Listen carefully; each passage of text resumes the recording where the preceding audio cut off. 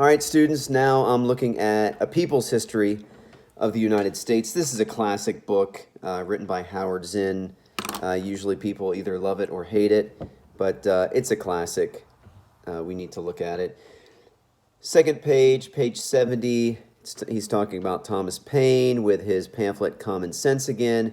And whereas Patriots' History of the United States talked about unity of sentiments, I forget his exact words, People's History on the top of page 70 says Paine's pamphlet appealed to a wide range of opinion, but it caused some aristocrats like John Adams to get upset. Let's see, and then all through this, Howard Zinn, the author of People's History, is really concerned with classes, different classes, wealth, levels of wealth, amounts of property owned. If you pay attention to that, that will clue you in as about his political views. Howard Zinn was a socialist, and so he was really concerned with people's income, the disparity of that income. So he goes on that same page, page 70, talking about the disunity among these different classes. And then it talks about how Paine made it clear later that he wasn't for the lower class people.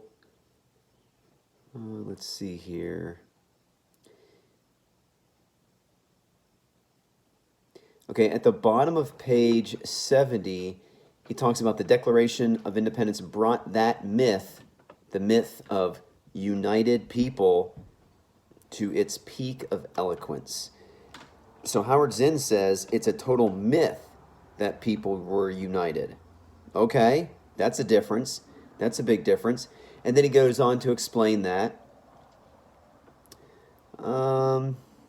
Says there by this time there was already a powerful sentiment for independence. I'm looking at page 71.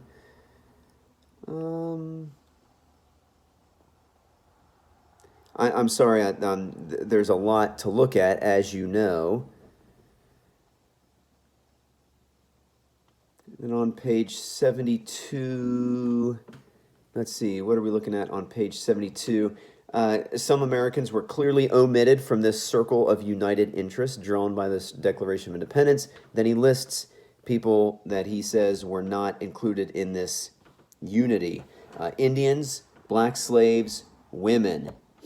And then he talks about one of the grievances that Thomas Jefferson wrote that was actually taken out in a later draft. So this grievance shown here on page 72 was actually removed by Southerners who said, we ain't signing that. That's not a problem. We need slavery for our economy. And so Zinn says, there was no unity. And there was no consensus because it was a consensus only of some people. Let's see, what else does he say? I love this. At the bottom of page 72, listen to, so Zinn, the author of this People's History, is talking about this grievance that Jefferson wrote about slavery, about how the king was furthering slavery. And so at the end of that thought, the author says, so even that gesture, the fact that this was taken out, is what he's talking about. He said, so even that gesture toward the black slave was omitted in the great manifesto of freedom of the American Revolution. That is a biting criticism that Zinn has for the Declaration.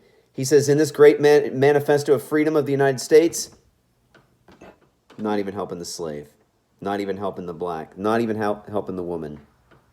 So how is it united? Why is there a fly in my video?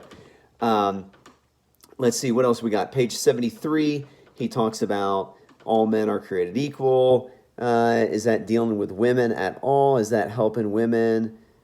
Then he goes on to say that these ideas were based a lot on John Locke, and he criticizes John Locke, and he says that John Locke was a wealthy man, had a lot of investments, had property, and then let's see, looking at the last page here.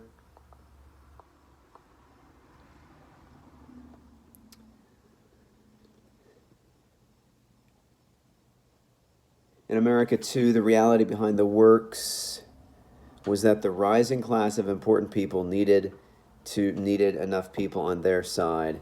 And at the end of this, on page 75, he's talking about this riot that breaks out about the Declaration of Independence, and he basically points out that some people were certainly not for the Declaration. So, saying tyranny is tyranny, regardless of where it comes from. And so these people were saying, this new weird government of the United States is being tyrannical itself. It's being as tyrannical as they say Britain was being. So, Howard Zinn does not have many good things to say about the Declaration. He says Americans were not united in what it said. Many Americans, Zinn says, were not included in the Declaration, and he says it's really just a fraud. He says because of those two reasons. It didn't include everybody, and it wasn't really unanimous as it claimed to be.